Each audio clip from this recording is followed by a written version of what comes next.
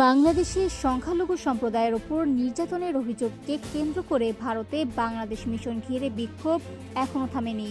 টানা দ্বিতীয় দিনের মতো ভারতের আসাম রাজ্যে বাংলাদেশের কূটনৈতিক মিশনের সামনে বিক্ষোভ করেছে কয়েকটি হিন্দুত্ববাদী সংগঠন। গতকাল শনিবার আসামের গুয়াহাটিতে বাংলাদেশ সহকারী হাইকমিশনের সামনে ঘেরাও কর্মসূচি পালন করে হিন্দু রাষ্ট্র দাবি সমিতি, হিন্দু যুব ছাত্র পরিষদ, আসাম রাষ্ট্রীয় হিন্দু ফ্রন্ট ও আসাম হিন্দু ঐক্যমঞ্চ।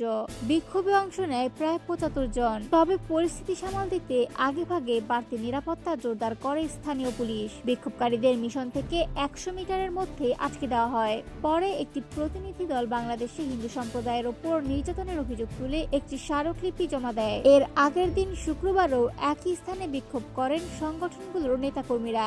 তারা ময়মনসিংহে দীপদাস হত্যাকাণ্ড সহ একাধিক অভিযোগ তুলে বাংলাদেশের অন্তর্বর্তী সরকারের বিরুদ্ধে স্লোগান দেয়। তবে আসার খবর হলো, টানা কয়েকদিনের বিক্ষোভের পর শনিবার ভারতের দিল্লি, কলকাতা, আগরতলা ও মুম্বাইয়ে বাংলাদেশ মিশন ঘিরে কোনো বিক্ষোভের ঘটনা ঘটেনি।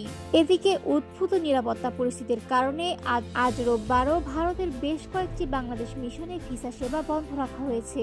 দিল্লি, আগরতলা ও শিলিগুড়িতে কবে ভিসা সেবা চালু হবে তা ঢাকা থেকে পরবর্তী নির্দেশনার উপর নির্ভর করছে।